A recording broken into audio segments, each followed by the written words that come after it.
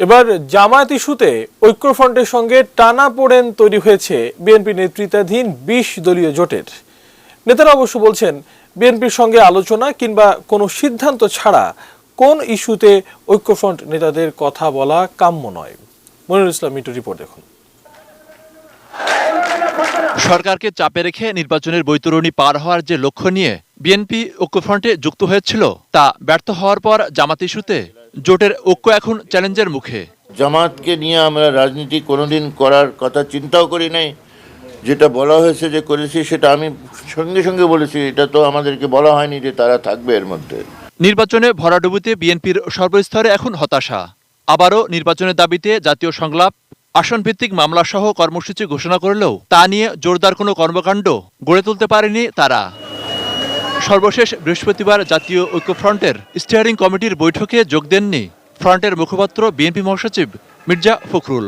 আসার কথা ছিল ডক্টর মঈন খান এবং গয়েশ্বর বাবু, তো ওনারা একটা জায়গায় আটকা পড়েছেন। হয়তো নেক্সট মিটিংয়ে আমরা একসাথে বসে। ওই বৈঠকে বিএনপির কেউ যোগ না দেওয়ায় প্রশ্ন উঠেছে, বিএনপির কাছে এখন জাতীয় ঐক্যফ্রন্ট কি গৌণ? আনপ্রেসিডেন্টেড ভোট ডাকাতি, এটি দেশের জনগণ আহত হয়েছে। এই সম্পর্কে বক্তব্য রাখার, এই সম্পর্কে জাতীয় ঐক্যফ্রন্ট এবং বিএনপি বক্তব্য রাখবে, এটাই সবাই আশা করে। সুতরাং এই মুহূর্তে জামাতের প্রশ্নটি না তুলেও পারত, বা এটি ঘরোয়াভাবেও নিষ্পত্তি করা যায়। এটি নিয়ে পাবলিকলি মিডিয়ার সামনে আলাপ আলোচনা না করলেই ভালো হতো। বিএনপি কাকে নমিনেশন দেবে, কাকে ছাড় দেবে, এটা বিএনপির উপরে নির্ভর করে। তিনি যদি মনে করেন ঐক্যজোটের নেতা হয়ে তিনি সব নিয়ন্ত্রণ করবেন, এটা ভুল। তিনি শুধু ঐক্যজোটের নেতা, ২০ দলীয় ঐক্যজোটের না, বিএনপির নেতা না। ঐক্যফ্রন্ট গঠনের পর থেকেই বিএনপির সঙ্গে টানাপোড়েন চলছিল ২০ দলীয় জোটের। বিএনপির নেতাদের মধ্যেও দ্বিধা ছিল, দলটি কি ঐক্যফ্রন্টের পেটে ঢুকে গেল? ঐক্যবদ্ধ আন্দোলনের কথা বলছে বিএনপি, তবে একদিকে জামাত সহ ২০ দলীয় জোট, অন্যদিকে জাতীয় ঐক্যফ্রন্ট। ফলে দুই জোটের সঙ্গে সমানভাবে থাকা বিএনপির জন্য এখন বড় চ্যালেঞ্জ। বিএনপির নেতাকর্মীদের অনেকের ধারণা, যাদেরকে নিয়ে ঐক্যফ্রন্ট গঠিত হয়েছে তারা সবাই একসময় আওয়ামী লীগের সক্রিয় কর্মী ছিলেন। তাদের মুখে যত আওয়ামী লীগের প্রয়াত নেতাদের কথা যত শোনা যায়, জিয়াউর রহমান বা খালেদা জিয়ার কথাটা ততটা শোনা যায় না।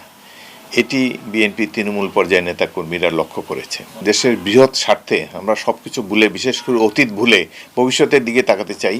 ঐক্যজোটের সাথে ২০ দলীয় ঐক্যজোটের কোনো সম্পর্ক নাই। আমরা আগের থেকে ছিলাম, এখনো আছি। বিএনপিকে চিন্তাভাবনা করতে হবে তারা কোন দিকে যাবে। দোটানার মধ্যে পড়ে সব কিছু সারাতে হবে তাদেরকে। এমনি এক নেতা লন্ডন, আরেক নেতা জেলে, এমনি সমস্যা আছে। তার মধ্যে দোটানার মধ্যে পড়লে বিএনপির অবস্থা ত্রিশঙ্কুল হবে। মনিরুল ইসলাম মিন্টু, এটি নিউজ, ঢাকা।